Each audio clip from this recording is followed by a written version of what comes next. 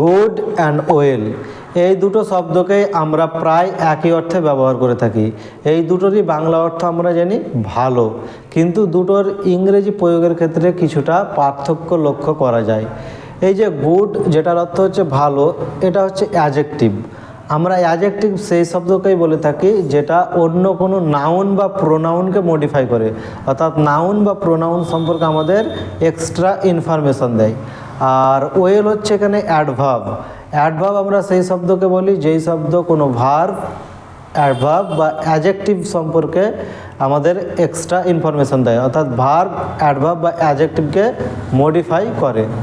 একটা উদাহরণ দেখো, তাহলে বিষয়টি আরও সহজ হয়ে যাবে। যেমন আমরা বলছি শিক্ষকটি ভালো, তাহলে আমরা এখানে বলবো দ্য টিচার ইজ গুড। এখানে ভালো অর্থে আমরা গুড ব্যবহার করেছি কেন?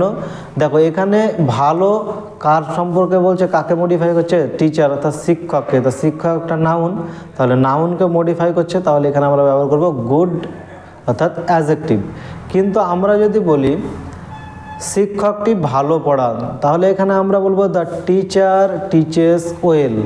তাহলে এখানে আমরা ভালো অর্থে ওয়েল ব্যবহার করছি, কারণ এখানে যে ওয়েল শব্দটা টিচেস অর্থাৎ পড়ান এই ভার্বটাকে মডিফাই করছে। তো আশা করি বুঝতে পেরেছো।